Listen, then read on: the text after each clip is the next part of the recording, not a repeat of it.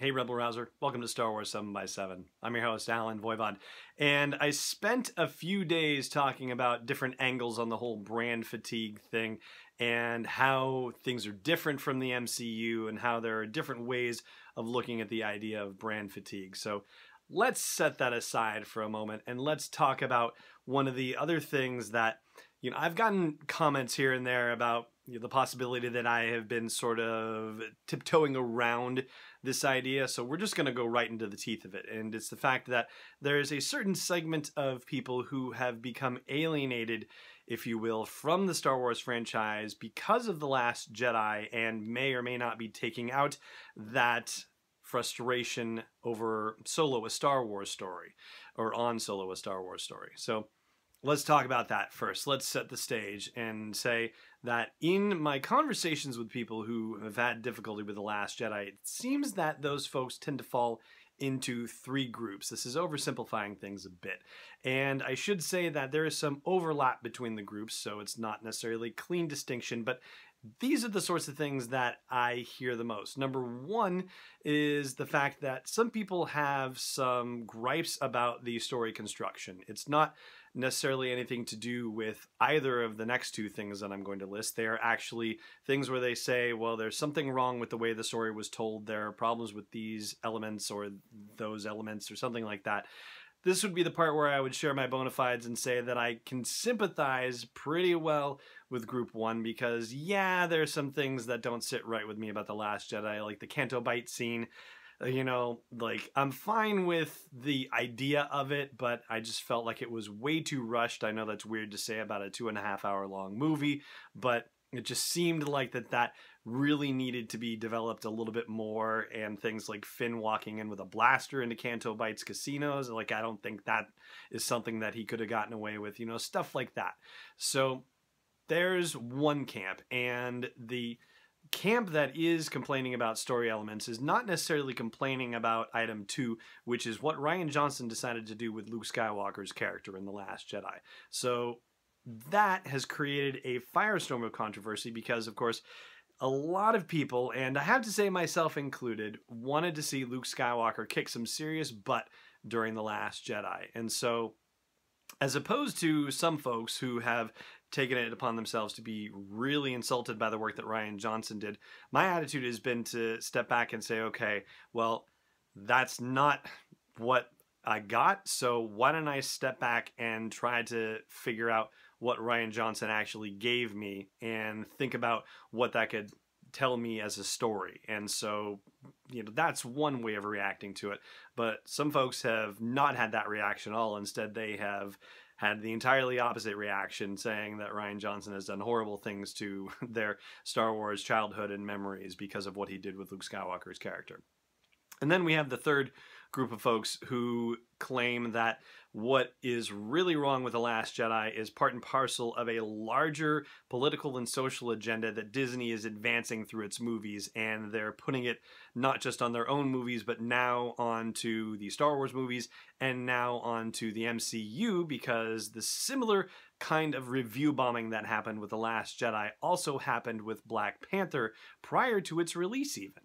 And I say review bombing because that's what we're really dealing with here. I mean, there have been stories covering this on Deadline Hollywood and on Birth Movies Death that detail exactly why we can trust the scores coming out of CinemaScore and Post-Track and not the user review scores that are coming out of Rotten Tomatoes or IMDb or Metacritic. So those do not accurately reflect reality. Those are self-selecting polls and can be gamed from here to Timbuktu and back. So no, we cannot trust those things whatsoever. They are not indicative of what fan feeling about The Last Jedi actually is.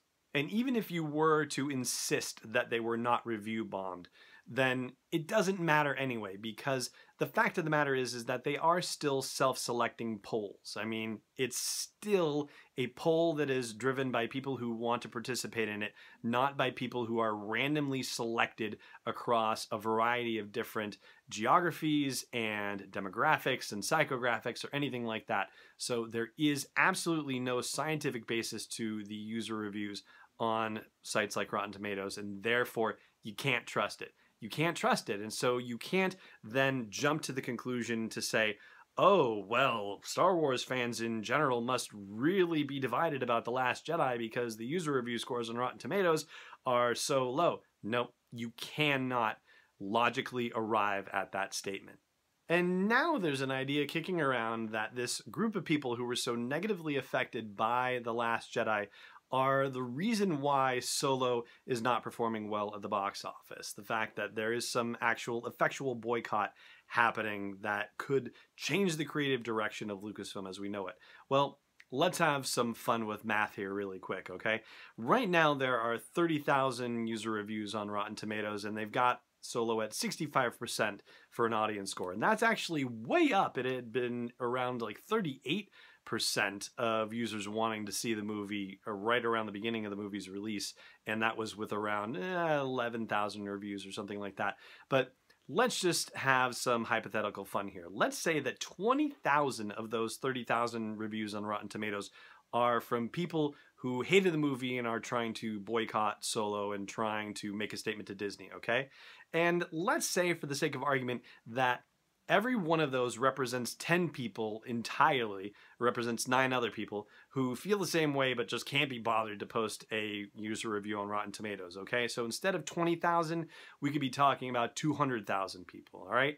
And let's also assume that because people who go see Star Wars movies tend to see it more than once, right? Let's assume 3 viewings, okay? 3 viewings for each of those people. So we are now up to 600,000 tickets that would have been sold at the box office that are not getting sold because of this group of people who are upset about the way Star Wars is going.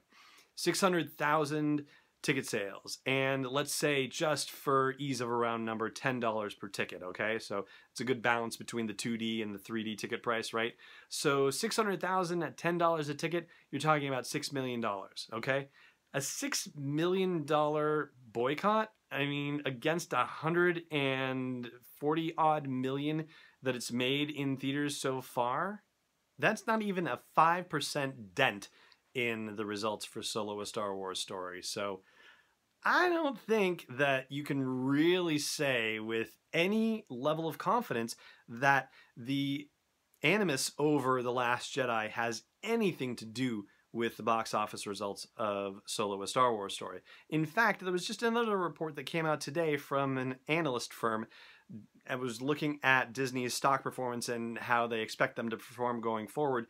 And apparently the guy who put out this analyst report is a huge Star Wars fan in general, and says that his opinion is that Disney actually whiffed on the marketing on this one. And you can certainly make a case for that because they only had 5 months as opposed to the full year to promote this thing, and they also had a ton of other stuff going on too, like promoting the Last Jedi release on DVD, the end of Star Wars Rebels, and the announcement about Resistance coming up as well. I mean, there's all sorts of things going on. The announcement of the Boba Fett movie, Jon Favreau's series, the Game of Thrones guys getting a series. I mean, there's been so much news for Star Wars compacted into such a small space.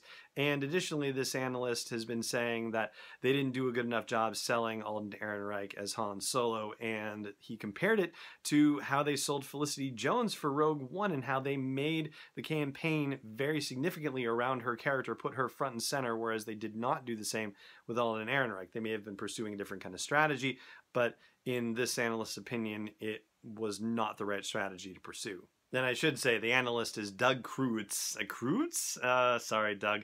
Pronunciation on Star Wars 7x7 is always a dicey issue here, so my apologies if I've gotten it wrong. But one of the funny things that he said in there about this particular topic is that alienation amongst the audience is unlikely to be a factor because if the franchise survived Phantom Menace and Attack of the Clones, then it's certainly not going to be hampered by The Last Jedi. So I thought that, yeah, I know it's kind of dogging on the prequels a little bit, but hey, you know, it's not hard to understand that kind of statement from some angles. Anyway, so that is it. That is it. We are done talking about this alienation business, okay? If it comes up again, if it turns out that there is more of a significant impact that needs to be discussed. If it really is a broader condition amongst the people who watch Star Wars movies, then sure, we'll address it again. Because again, if this is something that really matters, then we got to talk about it. And I've been looking at this for 6 months. I've been reading every single article I can get a hold of. I've been looking at different analyses of the box office scores and of the user feedback and all of this stuff. And there's just nothing to suggest that anything we're hearing is true, that it is anything but a small group of people who are feeling this way. It is absolutely not a majority of people at this point. And if it becomes that, or if it becomes a significant minority, then yeah, we'll bring it up again. But we're done with it for now. And that is going to do it for this portion of the podcast. Over on the audio version, we're doing Last Jedi trivia. Check it out at sw7x7.com/iTunes or wherever you like to listen to podcasts. But for now, it just remains for me to say thank you so much for watching, and may the Force be with you wherever in the world you may be.